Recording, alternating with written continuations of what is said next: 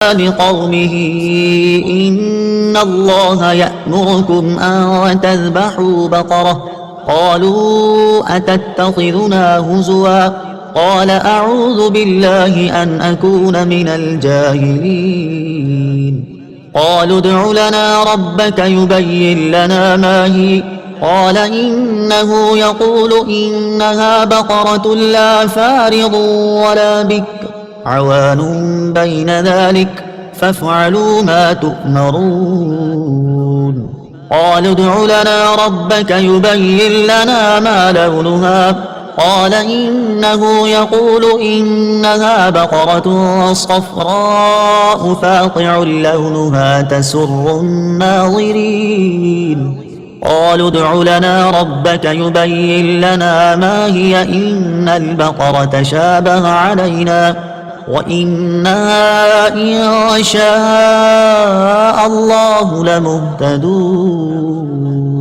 ترجمہ۔ اور یاد کرو جب موسیٰ نے اپنی قوم سے فرمایا بے شک اللہ تمہیں حکم دیتا ہے کہ ایک گائے ذبح کرو، تو انہوں نے کہا کہ کیا آپ ہمارے ساتھ مذاق کرتے ہیں؟ موسیٰ نے فرمایا میں اللہ کی پناہ مانگتا ہوں کہ میں جاہلوں میں سے ہو جاؤں۔ انہوں نے کہا کہ آپ اپنے رب سے دعا کیجئے کہ وہ ہمیں بتا دے کہ وہ گائے کیسی ہے۔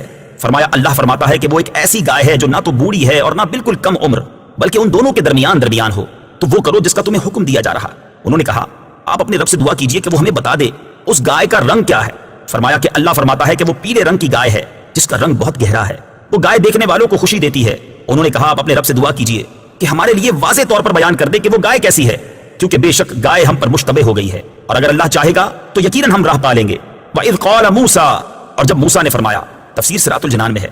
ان آیات میں یہودیوں کو جو واقعہ یاد دلایا جا رہا ہے اس کا خلاصہ یہ ہے کہ بنی اسرائیل میں ایک مالدار شخص عامیر کو اس کے عزیز نے خفیہ طور پر قتل کر کے دوسرے محلے میں ڈال دیا تاکہ اس کی میراث بھی لے اور خون بہا بھی، اور پھر دعویٰ کر دیا کہ مجھے خون بہا دلوایا جائے۔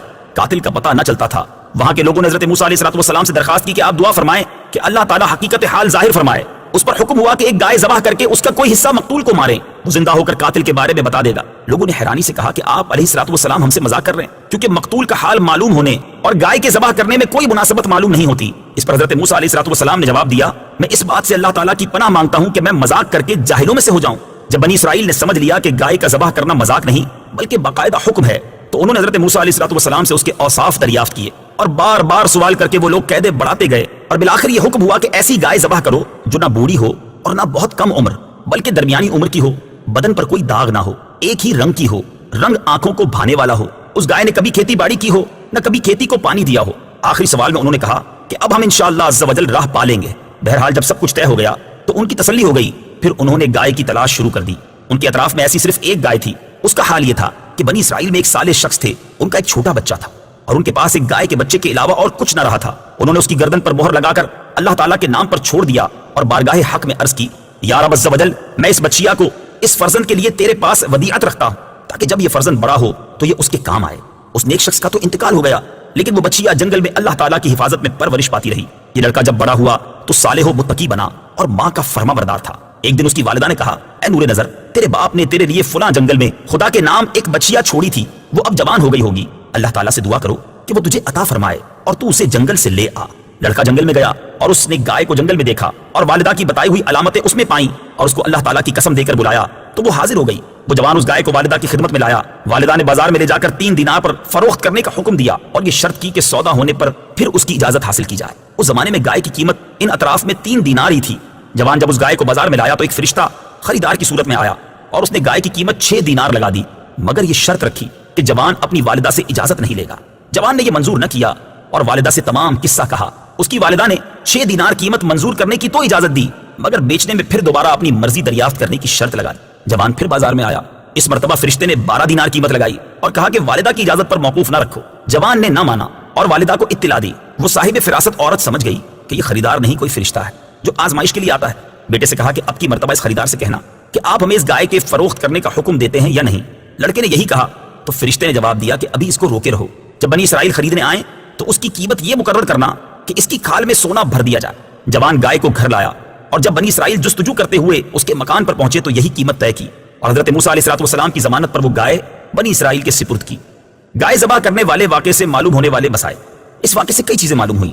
نمبر 1، نبی کے فرمان پر بغیر ہچکچاہٹ عمل کرنا چاہیے اور عمل کرنے کی بجائے عقلی ڈھکوسلے بنانا بے ادبوں کا کام ہے۔ نمبر 2، پیغمبر جھوٹ، دل لگی اور کسی کا مذاق اڑانا وغیرہ عیبوں سے پاک ہیں، البتہ خوش طبعی ایک محمود صفت ہے، یہ ان میں پائی جا سکتی ہے۔